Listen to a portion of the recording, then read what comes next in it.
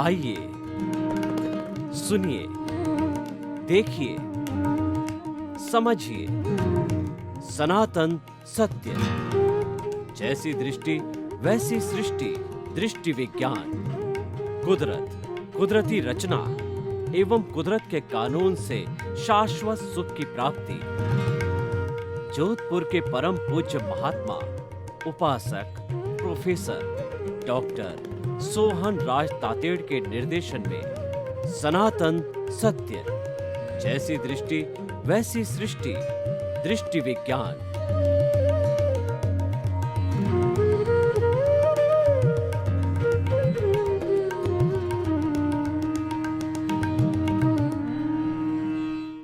ओम ह्रीं नमो अरहन्ताणम्। ओम ह्रीं नमो सिद्धाणम्। ओम ह्रीं नमो आयर्याणम्। ओम ह्रीं नमो उवज्जायाणम्। ओम ह्रीं नमो लोये सव्वसाहुणं। ऐसो पंचनम कारो सव्वपावपणासनो। मंगलाणं च सव्वेसिं पडमं अवै मंगलं। पडमं अवै मंगलं। ओम नमो भगवते वासुदेवाय नमः। ओम नमः शिवाय। जय सच्चिदानंद। त्रिमंत्र की साधना का यह मंत्र है। यह मंत्र संपूर्ण धर्मों को जोड़ने वाला है और एकता स्थापित करने वाला है। यह सर्वधर्म समभाव पर आधारित है। सबके विचारों का, सबके फेथ का, सबके जो आस्थाओं का आदर करने वाला मंत्र है। और जब हम दूसरों की आस्थाओं का आदर करेंगे तब हम आदरणीय बनेंगे, अनुकरणीय बनेंगे। तो हमें अच्छा बनने के लिए अनेकांतवादी बनना चाहिए। जो एकांतवादी होता है वो आग्रही होता है, अनेकांतवादी अनाग्रही होता है। हमको अनाग्रही बनकर के ज्यादा से ज्यादा लोगों को अध्यात्म धर्म में लाना है। अध्यात्म विज्ञान में किसी को कोई ऐतराज नहीं हो सकता, क्योंकि अध्यात्म विज्ञान कुदरत, कुदरती रचना और कुदरत के कानून पर आधारित है, सनातन सत्य पर आधारित है और उसकी निष्पत्ति शाश्वत सुख है। इसके अंदर कहीं पर भी जाति, धर्म, लिंग, संप्रदाय, ईश्वर, फॉर्मेट, आस्था, रिचुअल आड़े नहीं आती है। यह सारा कार्य हम अलग अलग एपिसोड के माध्यम से करते हैं। तो आज का हमारा बहुत सुंदर एपिसोड है अध्यात्म एवं धर्म। अध्यात्म का अर्थ होता है भीतर की ओर जाना, और वही अर्थ धर्म का है। आज से सैकड़ों वर्ष पूर्व जब केवल धर्म शब्द हुआ करता था, वेद, पुराण, उपनिषद, त्रिपिटक, आगम, ब्राह्मण, आर्यणक, स्मृतियां और उसके बाद में वेदांत, इन सब में धर्म शब्द आया हुआ है। पर जैसे जैसे व्यक्ति की बुद्धि का विकास हुआ, अलग अलग लोगों ने प्रतिपादन चालू किया, यानी धर्मों की संख्या बढ़ने लगी, तो उन्होंने अपनी अपनी फिलॉसफी को भी साथ में दिया। धर्म एक जीवन जीने की कला है, धर्म एक आचरण की कला है, धर्म एक चरित्र शुद्धि का उपाय है। तो फिलॉसफी सिद्धांत है। तो फिर धीरे धीरे अपने अपने धर्म के सिद्धांत दिए गए। तो जब वो सिद्धांत दिए गए तो दर्शन ने जन्म लिया। तो धर्म और दर्शन की दो शाखाएं अलग बन गई और धीरे धीरे इस धर्म के नाम पर कुछ विषमताएं आने लग गई। कुछ लोगों ने अपने स्वार्थ के वशीभूत धर्म को संप्रदाय से जोड़ लिया, संप्रदाय को ही धर्म मान लिया। वहां पर बड़ी भारी भूल हो गई और धर्म बदनाम हो गया। धर्म सबको जोड़ने का काम करता है और धर्म की सीधी सादी परिभाषा करें तो धार्यति इति धर्म, जो धारण किया जाता है वही धर्म है। मैं किसी अच्छाई को धारण करता हूं वह धर्म हो गया। इसका मतलब हर इच्छाई एक धर्म का रूप लेती है और हर बुराई एक अधर्म है। हम अच्छाई की तरफ जावें, बुराई की तरफ मुंह मोड़ें, बुराई को हे करें, अच्छाई को उपादेय करें, यही मूल धर्म था। और धर्म की परिभाषाएं की गई है, वस्तु सहो धर्म, वस्तु के स्वभाव को धर्म कहते हैं। जैसे कि पानी का जो स्वभाव शीतलता देना, अग्नि का स्वभाव उष्णता देना और नीम का स्वभाव कड़वापन देना, चंदन का स्वभाव शीतलता देना, हर एक का अपना अपना स्वभाव, वह उसका धर्म है। और यह भी कहा गया कि वस्तु अनेक धर्मात्मक है, एक ही वस्तु में अनेक धर्म विद्यमान है, तभी उस वस्तु का अस्तित्व है। अगर उसमें विरोधी धर्म न हो तो वस्तु का कोई अस्तित्व नहीं है।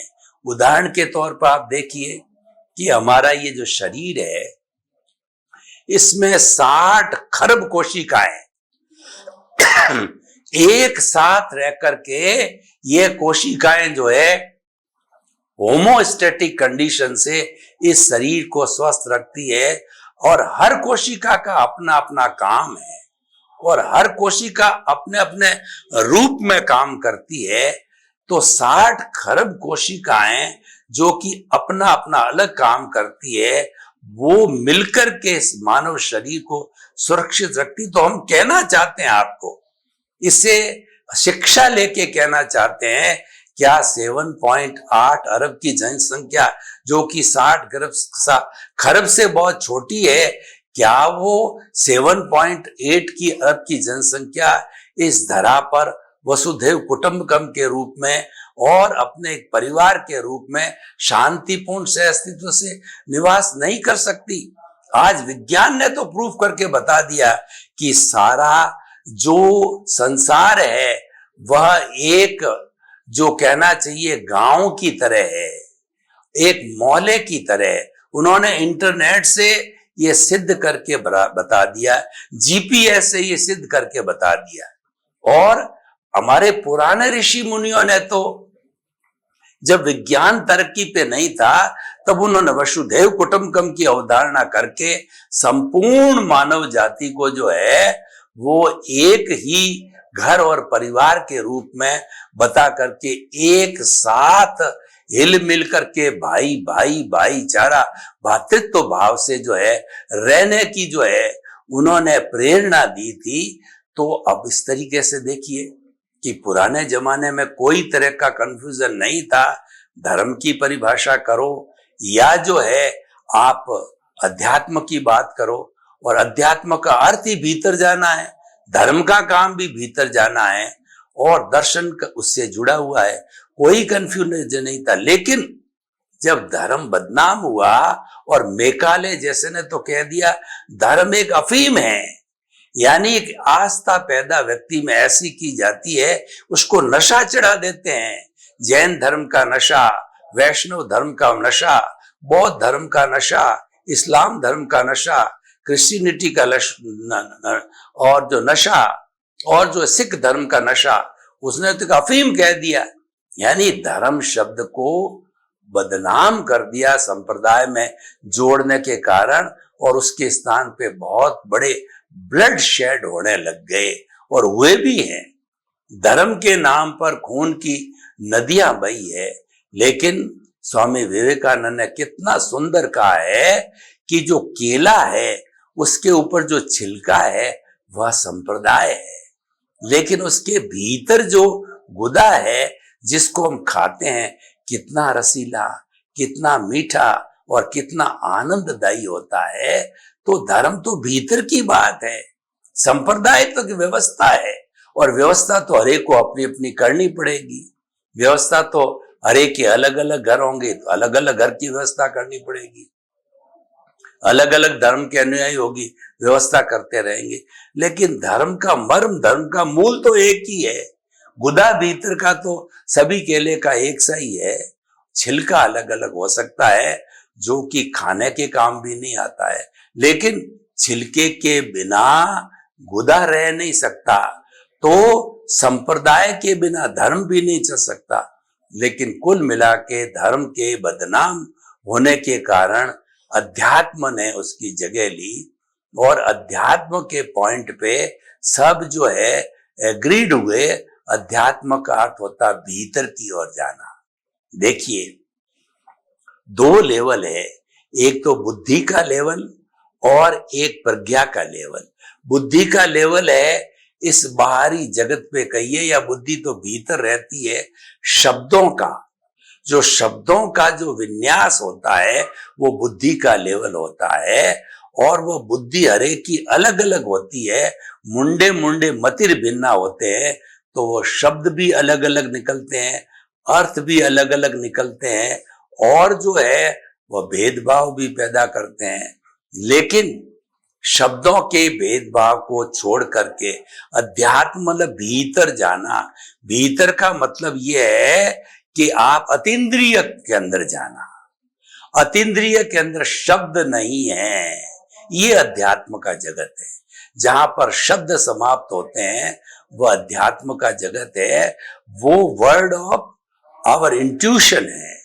और जो हमारी बुद्धि का जगत है that is word of intellectual. Intuition और इंटेलेक्चुअल में रात दिन का अंतर है। इंटेलेक्चुअल विद्वान बना सकती है, बहुत अच्छा प्रवचन दे सकता है, बहुत बड़ी अच्छी व्याख्या कर सकता है, बहुत अच्छा प्रस्तुति दे सकता है, लेकिन जहां तक चरित्र का संबंध है, इमोशंस कंट्रोल का संबंध है, स्पिरिचुअलिटी का संबंध है, वहां इंट्यूशन वाला कभी गलती नहीं करता है, और वो प्रज्ञा चक्षु होता है, वो स्थित प्रज्ञ होता है, वह पंडित होता है। लेकिन जो बुद्धि के स्तर पर काम करने का विद्वान है वह गलती कर रहा है, और आज सबसे ज्यादा जो है उन विद्वानों ने हमारी सोसाइटी का जो कहना चाहिए बुरा हाल किया है। पढ़ा लिखा इंसान, चाहे वकील हो, इंजीनियर हो, डॉक्टर हो, चार्टर्ड अकाउंटेंट हो, कुछ भी हो, पढ़ा लिखा हुआ व्यक्ति क्यों मर्डर करता है? पढ़ा लिखा हुआ वो तो इंटेलेक्चुअल है ना, वह क्यों रेप करता है, वह क्यों घूस लेता है, क्यों वह सांप्रदायिकता की बात करता है, और वह क्यों ब्लड शेड करता है, और क्यों वह लोगों को लड़ाता है? वो तो पढ़ा लिखा है ना, उसमें तो समानता का भाव होना चाहिए। लेकिन जो इंट्यूशनल होगा वो इन सब चीजों से दूर रहेगा, क्योंकि वो अध्यात्मवादी है। अध्यात्म में क्या होता है? सत्य का उद्घाटन होता है, और बुद्धि के लेवल पर मात्र सत्य की तोता रटंत होती है। बड़े बड़े श्लोकों के माध्यम से या बड़े बड़े जो है वाक्यों के माध्यम से, लच्छेदार बातों से वो प्रस्तुति होती है, लेकिन इंट्यूशन के अंदर सच्चा प्रेम होता है। इंट्यूशन में इंसान सत्यवादी बनता है, इंट्यूशन में आदमी विनयशील बनता है, इंट्यूशन में आदमी में बदलाव आता है। मैं आपको उदाहरण दूं, बदलाव कैसे आता है। पुराने जमाने में हमारी जो माताएं थी, जिनके 12-12 बच्चे होते थे, एक डजन बच्चे, हम खुद भी आज 9-12 थे, आज 9 भाई बहन जिंदे हैं, और उन लोगों को कोई शिक्षा की व्यवस्था नहीं थी, और वो ऐसे ऐसे निर्णय लेते थे। एक डजन बच्चे उनके आज कोई बड़े बड़े जज है, कोई वकील है, कोई इंजीनियर है, कोई डॉक्टर है, कोई कुबेरपति है, क्योंकि उन्होंने इंट्यूशन, समझ और विवेक के आधार पर उनको शिक्षित किया, उनको ठोस गुण दिए, उनको विनयशीलता के गुण दिए, उनको अच्छे संस्कार दिए। चाहे वो पढ़े लिखे नहीं थे, लेकिन उन्होंने परिवार को जोड़ने का काम किया।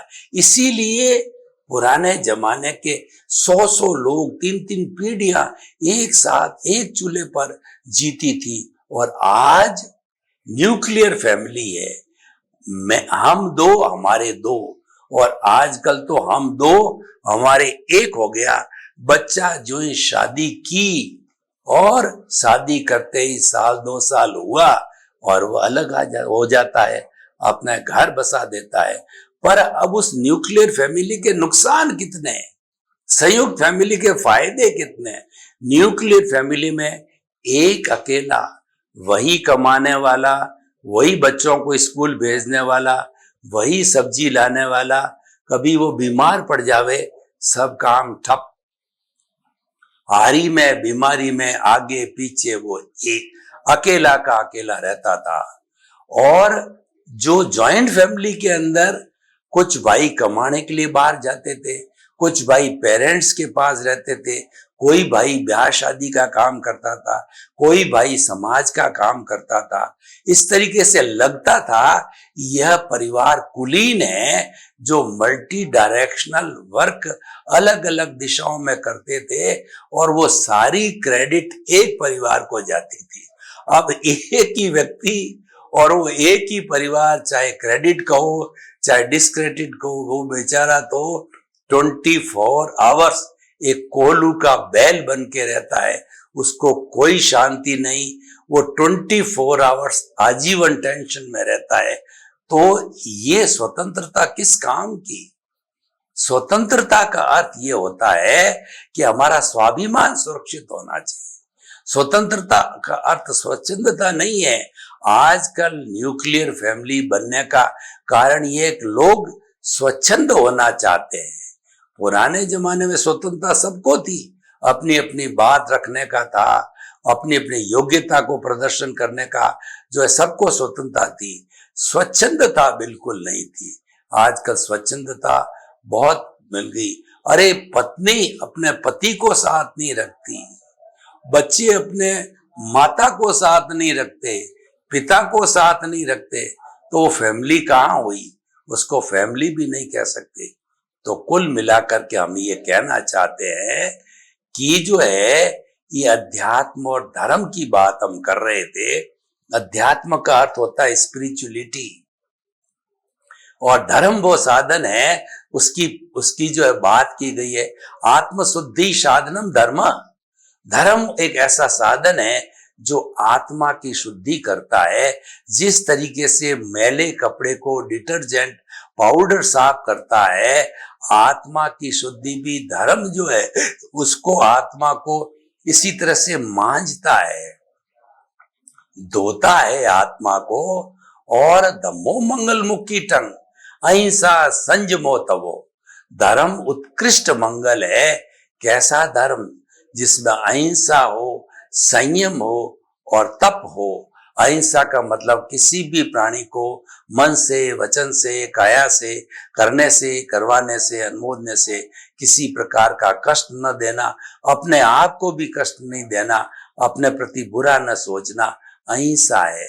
और संयम का अर्थ हो गया कि हर चीज को लिमिट में करना, यानी हर चीज की सीमाकरण करना, ये संयम कहलाता है। खाने का संयम, पीने का संयम, उठने का संयम। भगवान महावीर को जब उसके शिष्यों ने पूछा कि प्रभु हम साधु तो बन गए, लेकिन अपनी दिनचर्या कैसे रखें, तब भगवान ने उनको जो उपदेश दिया, जयंग चरे जयंग चिट्ठे जयंग मासे जयंग शरे जयंग भुजंतो भासंतो पाव कमंग न बंदई। चलने में, खाने में, पीने में, सोने में, उठने में, बैठने में, सभी में जयना करो, सावधानी बरतो। किसी भी जीव की हिंसा न हो जावे, भाव हिंसा न हो, द्रव्य हिंसा न हो, पूरी सावधानी बरतो ताकि कि कर्मों का बंधन न हो। तो इस तरीके से धर्म एक अमृत है, धर्म एक चिंतामणि रत्न है, धर्म एक पारसमणि है, धर्म नंदन वन है, धर्म वैतरणी नदी है, तारने वाली नदी है। तो इसीलिए धर्म के ऊपर ब्लड शेड करना, उसको बदनाम करना गलत है, लेकिन उसकी जगह अध्यात्म आया। तो एक ही बात है, धर्म और अध्यात्म में कोई अंतर नहीं है। धर्म बदनाम होने से अध्यात्म आया। अध्यात्म का अर्थ होता है भीतर की ओर जाना। हम जितना जितना अपने प्रभु के साथ रहेंगे, प्रभु से तन्मयाकार होंगे, प्रभु से एकाकार होंगे, उतना उतना अध्यात्म सफल होगा। देखिए, दो खुली आंख से जो हम ये सारी सृष्टि को देखते हैं, 5 इंद्रियों का सुख भोगते हैं, पदार्थों के साथ एकाकार होते हैं, तन्मयाकार होते हैं, तो वो हमारा संसार बढ़ाता है। वो रिलेटिव सत्य है, वो हमारा हिसाब है, वो हमें भोगना होता है। लेकिन अगर हम भीतर विराजमान प्रभु के अपने दृष्टि को मोड़ करके, जिसको हम दृष्टि विज्ञान कहते हैं, जिसको हम रियल पुरुषार्थ कहते हैं, जिसको हम चेतना के साथ जुड़ने का कहते हैं, चेतना के जो नियम अलग है, उस पर जड़ के नियम लागू नहीं है। जड़ पे जो है कुदरत के नियम लागू है। जड़ है कुदरत के अधीन है, कुदरत से संचालित है, कुदरत का कानून चलता है, कुदरत की रचना चलती है। लेकिन हमारा जो चेतन है, उसके ऊपर कुदरत का कोई लेना देना नहीं है। वह संपूर्ण रूप से स्वतंत्र है, वो अपना निर्णय लेता है, तभी वो मुक्ति को जाता है। और यह क्योंकि जो है वो कुदरत के अधीन है, तो कुदरत ही जो है वह उसका ऑपरेटर, क्रिएटर और डिस्ट्रॉयर है। इसलिए मात्र भुगतान तक ही सीमित है, दोनों धाराएं अलग अलग है। तो हम अध्यात्म की बात कर रहे थे कि हमें जो है बाहरी जगत को भी लेके चलना है, भीतरी जगत को भी लेके चलना है। तो वास्तव में भीतरी जगत जो है हमें मुक्ति की ओर ले जाता है। पर मुक्ति बड़ी सीधी सादी बात है कि मुक्ति का अर्थ यह है व्यवहार शुद्धि बिना निश्चय शुद्धि नहीं है। जो भीतर जो बैठा है वो तो अपने आप में मूल स्वरूप में शुद्धि है, वो तो मुक्ति जाने वाला ही है, उसको शुद्ध करने की आवश्यकता नहीं है। उसको तो मात्र जो आपका हिसाब क्लियर करो, हिसाब क्लियर करके आप जा सकते हो। जैसे हमारा बैंक से हमने लोन लिया और हमने हमारी प्रॉपर्टी को मॉर्टगेज कराया और धीरे धीरे किस्तों के माध्यम से सब ने रीपेमेंट कर दिया, तो हमारी प्रॉपर्टी छुड़ा ली, हम आजाद हो गए। तो भीतर तो आजाद ही है, वो तो मुक्ति का रूप ही है, वो तो मोक्षगामी है। लेकिन उसको जो है बांधे रखा है, वो इस बाह्य जगत में बांधे रखा है और उसके बीच के अंदर आ गया फेविकोल अज्ञान। यानी हमने अज्ञानता वश बंधे हुए हैं। अज्ञानता क्या है कि ये जो कुछ भी हमारी कुदरत के कायदे से चल रहा है, ये मैं करने वाला हूं। कुदरत तो कहती है कि कर्ता मैं हूं, कर्ता व्यवस्थित शक्ति है, सब कुछ वही करती है और इस संसार का हर प्राणी निमित्त है, कर्ता कोई है ही नहीं है। लेकिन मैंने अज्ञानतावश अपने आप को कर्ता मान लिया। मैंने घर बनाया, यह घर मेरा है, मैंने बच्चों का पालन पोषण किया, मैं करोड़पति बना, मैं राष्ट्रपति बना, मैं प्रधानमंत्री बना, मैं विद्वान हूं और मैं जो है धनवान हूं और सत्ता संबंध संपत्ति कितनी चीजों से हमने आपने जोड़ करके और मैं और मेरा से जोड़ दिया। इसी भ्रांति ने अज्ञान खड़ा किया और इसी कारण से जो है हमें पुनः पुनः पुनः पुनः जो है हम आवागमन के चक्कर में घूमते रहते हैं। तो धर्म और अध्यात्म ये पूरक है, ये कॉम्प्लीमेंट्री है, एक ही है। अधिक हम जो है वह कहना चाहिए कि गहनता से अध्ययन करें तो अध्यात्म बन गया। सरसरी तौर पर बात करें तो धर्म हो गया। डिफरेंस कुछ नहीं है, वो इसका घटक है, अध्यात्म का घटक है, वह धर्म है। संप्रदाय अलग है।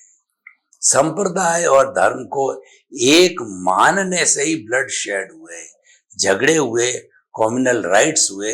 तो हमें संप्रदाय को तो एक व्यवस्था पक्ष है, बिल्कुल हमेशा अलग रखना चाहिए। लेकिन कुछ लोग एकांतवादी होते हैं, वो कहते हैं मेरे संप्रदाय में ही मुक्ति है, मेरे संप्रदाय में ही शांति है, मेरे संप्रदाय में आओगे तभी आपका कल्याण हो सकेगा। ये आग्रह है, लेकिन अध्यात्म आग्रहीन है।